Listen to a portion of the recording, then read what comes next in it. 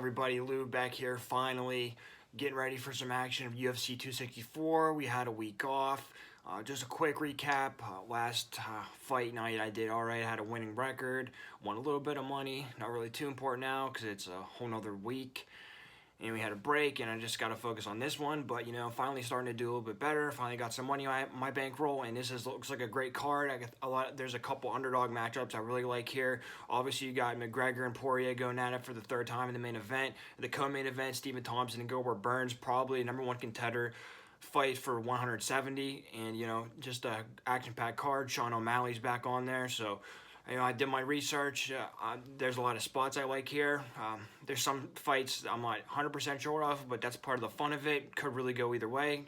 I made my best choices, but I'm here and I'm looking to win 7 fights in a row and get them all right and win a ton of money. And it should be a great night of fights regardless. So let's get into the co-main prelim fight. You got 170 pounds. You got Nico Price taking on Michel Pereira. Should be a fun banger. Both guys like to do crazy shit in there. Both guys like to scrap. Both guys need a win here. Well, Nico Price more so, but, Pierre, it's a make-or-break fight for him, I think. Nico Price, last time he took on Cowboy Cerrone, I just noticed right off the bat that he slows down toward the third round. He throws a lot of volume, a lot of hard shots in the first round, first half of the second round, and then he slows down throughout the fight.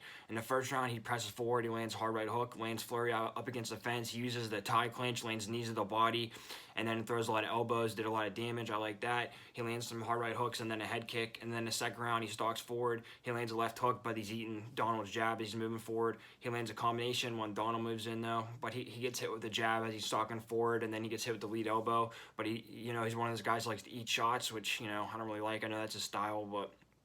And then in the third round, Cerrone ducks under Nico's right hook and gets the body lock, and then gets around the back, but Nico is able to stay up, and then he gets taken down off of a knee to the he throws a knee to the body, and Cerrone takes him down.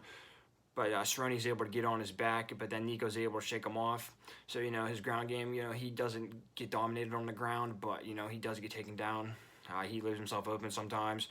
And then he gets back on his feet. He gets hit with the head kick off of the clinch exit, and then he eats shots in a firefight at the end.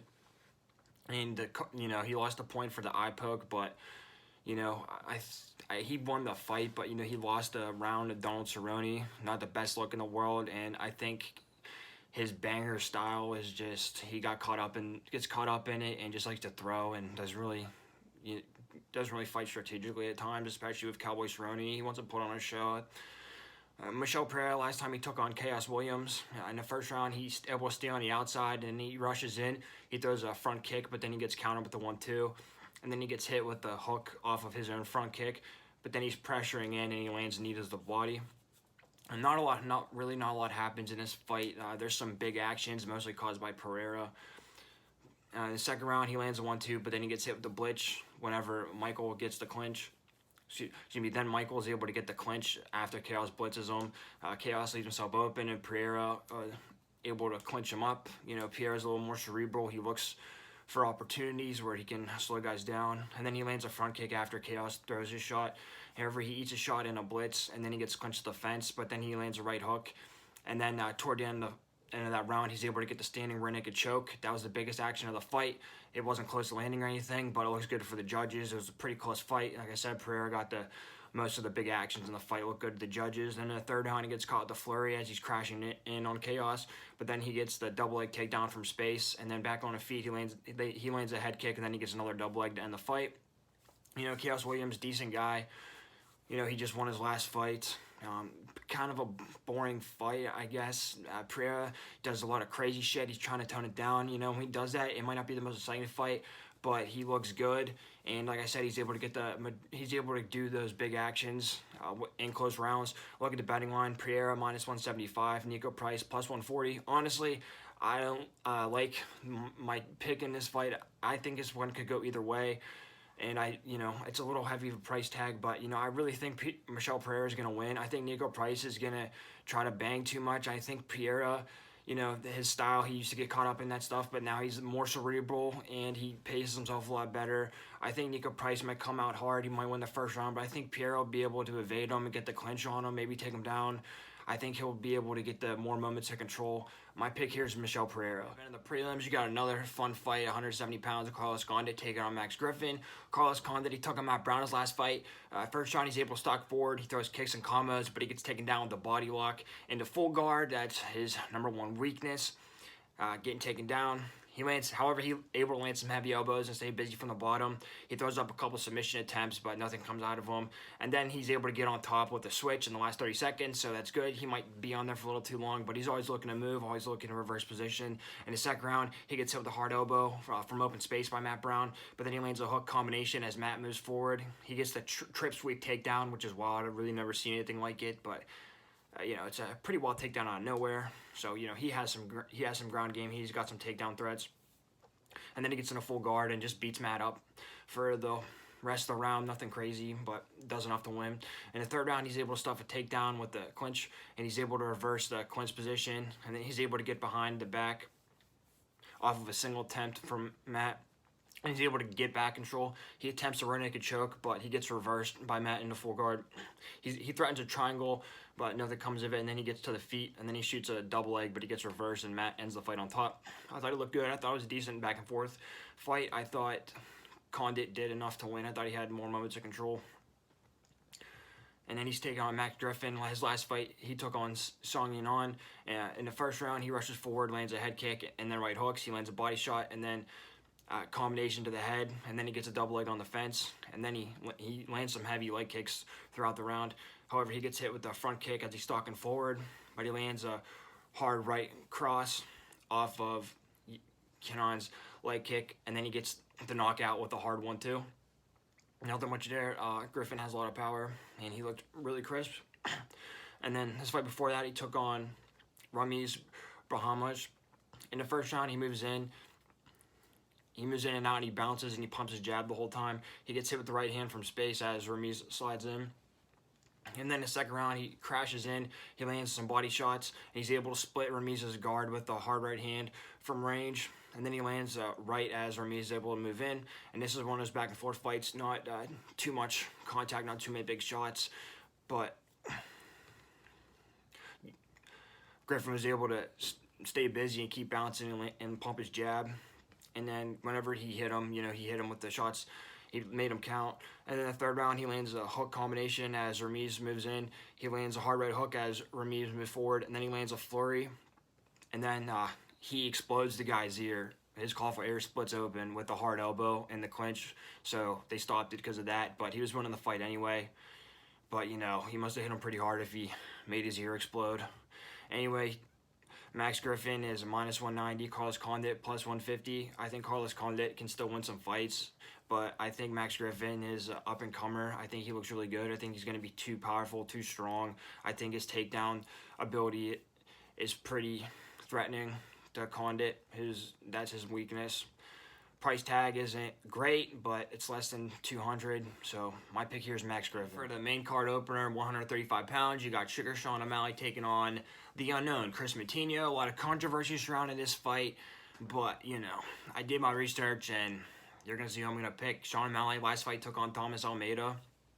First round, I noticed he's able to fight long, and he throws feints, and he's moving in and out, crazy footwork, crazy hand movement, always tricking the guy. He's real flashy. He stays on the outside, throws straight shots whenever Almeida comes forward, and then he's able to rock him with a head kick, and could have probably TKO'd him if he wanted to, but thought he was already out, so stepped back and didn't get it. But, he was able to persevere and get the knockout later in the fight. And then in the second round, he stays on the outside, lands counters when Almeida comes forward, and then he lands a lot of nice leg kicks. In the third round, stays on the outside, lands jab, slides back, lands a left hook as Almeida rushes in and drops him, and then jumps on him with that bomb fist and TKOs him, But it's not like it's not like O'Malley's beating his ass the whole time. He's a lot of feints on the outside, stays elusive. But he looked really good. O'Malley's good at not getting touched. And then Chris Moutinho, his last fight outside the UFC, he took on Andrew Salas. First round, he pushes forward with body kicks. He's able to dip punches and clinches, and he's able to stalk and lands a front kick and hooks, but he gets hit with the hook of it. He gets it with the hook by Salas. However, he catches the kick and Salas slips on the floor. but he's able to get on top of him and land some hard ground and pound and full guard, so he's able to take advantage of the situation.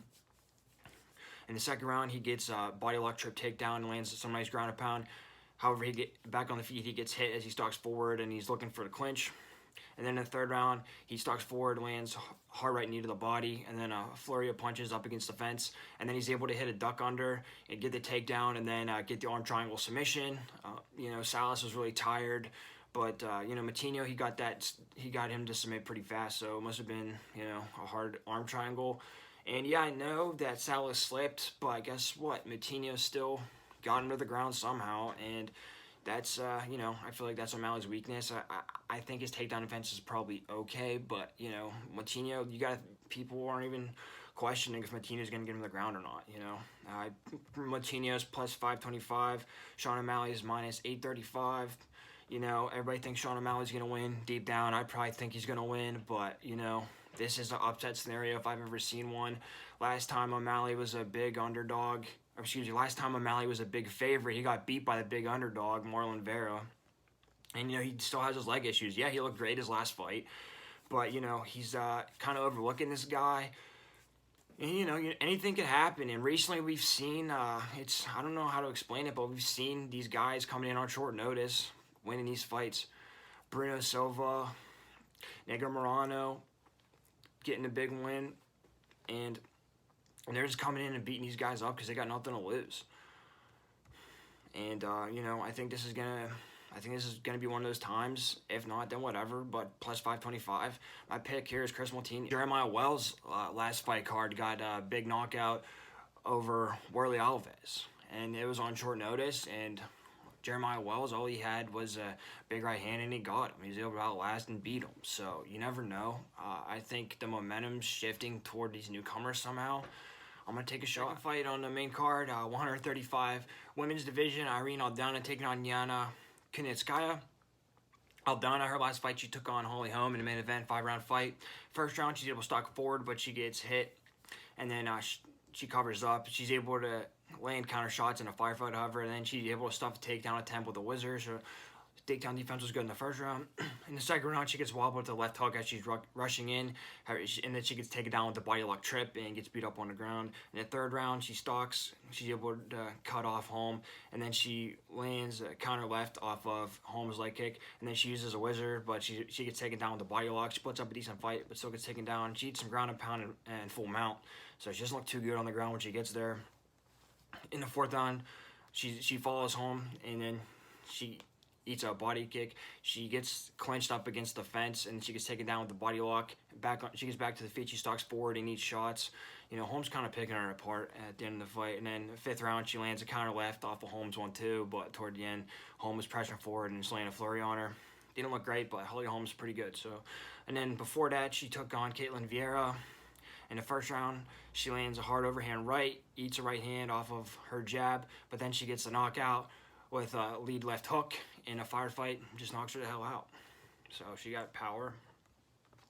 Then Yana Kunitskaya, her last fight, she also took on Caitlin Vieira. However, it was a much closer fight, pretty controversial fight. In the first round, she gets taken down with the body lock. She gets taken down with the trip again as she clinches Caitlin. And then the second round, she stuffs the trip attempt and gets the full guard. And Caitlin attempts a knee bar, but Yana is able to avoid it, and she gets able to take the position to back control, back behind her on the knees, and then she lands some hard elbows from there. And then in the third round, she gets taken down to half guard, and then she gets her back taken close to her naked choke position, but then she explodes and reverses her and lands some heavy elbows in the last 20 seconds. And basically, she got controlled for the whole round, and she lands some elbows in 20 seconds of the fight, and then they give her that round. That's where the controversy comes in. She definitely lost the first one, definitely won the second one. I don't know how, you can see it how you see it, but that's what the judges saw. But, she was really close to losing that fight, and Aldana knocked Vieira the hell out. I know MMA math doesn't always work, but it's a close fight like this. Women's division, you never know. Yana Kunitskaya is minus 105. Aldana is minus 125. No value either way. Honestly, I don't want to even bet on this fight. I probably won't, but my pick here is Irene Aldana. Feature bout of the main card, heavyweight. Tai Tuivasa taking on the infamous Greg Hardy. Tuivasa's last fight took on Henry Hunsucker. First round, lands heavy leg kicks, lands overhand right as Harry rushes in, and then he drops him and gets a tactical knockout. Nothing really too much to it. Hunsucker, I believe, was a late man replacement, so it is what it is. But before that, he took on Stefan Struve, veteran of the sport. First round, gets the clinch on the fence, uses the underhook very nicely to keep his position. However, he gets hit with the head kick, but he's able to back out of it so he doesn't get the full force of it. And then he lands a flurry on the fence. He lands the head to the body, and then he just gets a knockout. So, you know, just throws, and the dude's got power, and knocks Struve out. And Struve is kind of notoriously easy to knock out, but still, he's a veteran, has a lot of tricks up his sleeve, and Tuivasa was able to get the win. That's 2 knockout wins in a row.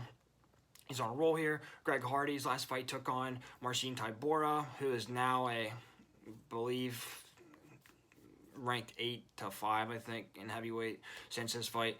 And the first round of that fight, he lands a left to the body and then a left hook to the head as Marcin rushes in. He stalks and lands a few straight rights, and he's able to stop a high single attempt, but it was pretty far off to be a good single attempt. Then he lands 7 right hands in a row. You know, he kind of beats up Tybura in the first round. He looked really good, you know. Can't deny that. In the second round, he eats a counter after throwing a jab. He gets overextended, and then he gets put on his back foot this round. Tybura's in his face. He finds his timing. I think Hardy slows down a little bit. You know, you have the infamous inhaler scenario situation. And then he gets taken down with a double on the fence, and then he gets put into half guard and eats a lot of ground and pound, and he just sits there and covers up like this, does nothing. He looked terrible on the ground, and he gets TKO'd and just didn't move. And I know Tuivasa is not a wrestler or really a great grappler, but if he has any type of wrestling, any type of grappling at all, any type of way to get this fight to the ground, I think he's going to be able to if he wants to. I think he's going to be able to clinch Hardy up. Greg Hardy's plus 110, Tuivasa's minus 140. Not a lot of value here either side. I like Tuivasa. He's got power. He's, you know, I think he has better experience. First round, though, I think Hardy will be the most dangerous. I think if Tuivasa gets him out of the first round, I think it'll be cakewalk for him there. My pick here is Ty Tuivasa. Main event, you got a huge fight here, 170 pounds. Stephen Thompson taking on Gilbert Burns. You know, if Stephen Thompson wins, I think he's fighting for a title. I think he be 99% sure of it. And if Gilbert Burns wins, he's relevant in the division. Probably be one more big matchup away from maybe getting a rematch. Big fight. Stephen Thompson, last fight, he took on Jeff Neal. First round, he skirts up on the outside defense and blitzes forward.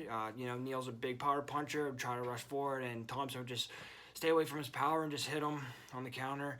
In the second round, he stands at range, lands a head kick, straight punches, and he backs out of range. He gets pressed to the fence, but then he lands straight punches and circles out. Third round, stays on the outside, lands jabs, shuffles back. However, he gets hit with the right hook, and he gets clinched to the fence, and then Neal starts stalking him, and he lands a head kick and a 1-2 on Thompson, but you know, Thompson gets hit a little bit, but not much. He's able to escape and go back to light him up from the outside. And in the fourth round, he lands shots from the outside, slips power shots from Neal, but he gets clinched to the fence for the last 30 seconds, but that's just part of it. You know, I think he feels comfortable there. He doesn't get dominated there. And then fifth round, more the same.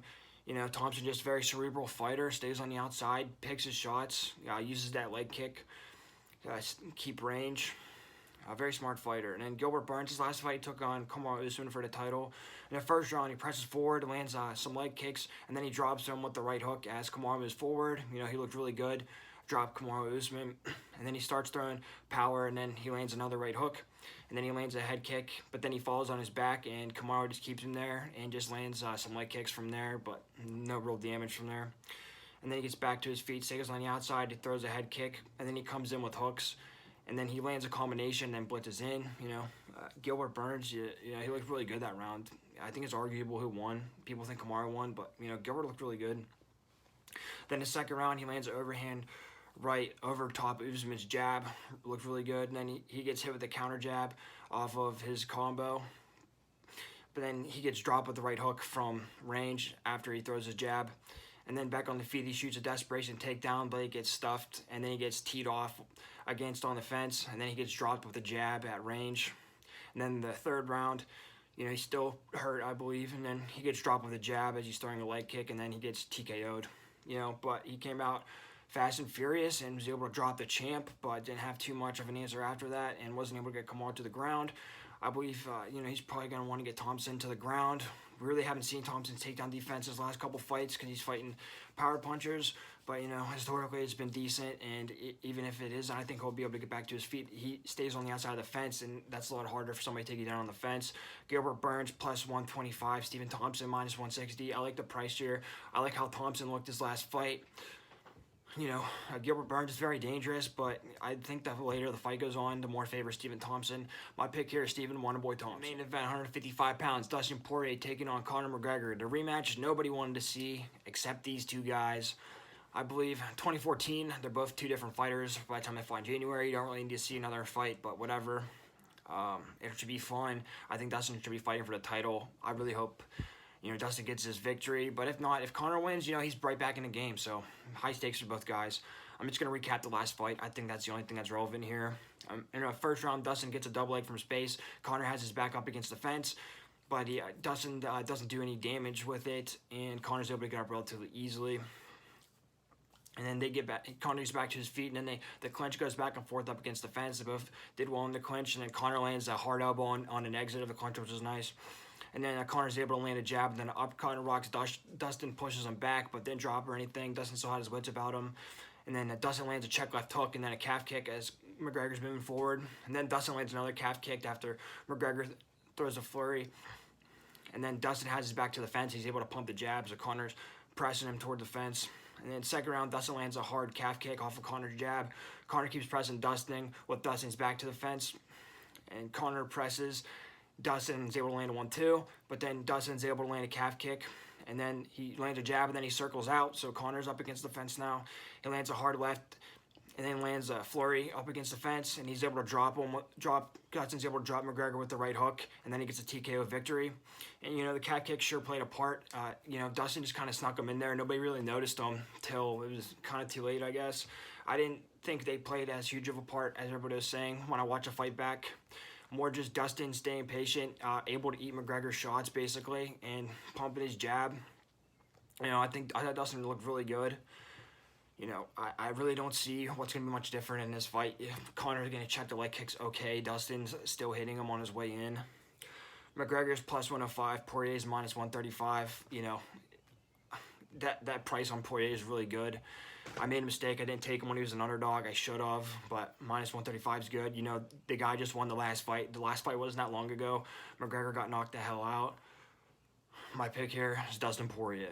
Thanks again. Thanks for watching my videos. I appreciate it. A little bit of a losing streak before, but I'm getting back. I got good feelings about this card. A lot of decent underdog spots here. A lot of action-packed fights. A lot of close fights too, but, I did my best to pick them. Conor McGregor fight week. A lot of casual people or people that never watched a sport before tend to tune in when McGregor fights. So that's awesome. If you're new, leave some comments. You can ask me some questions. Give me your opinions, what you think of the sport or what you think of Conor McGregor. I'd love to have some conversations in the chat. Follow me on social media, Twitter, Instagram, Snapchat, all that. Get some of my takes. I do a post-fight recap usually on my Snapchat. I appreciate all the support from everybody, and, this is going to be an awesome fight night.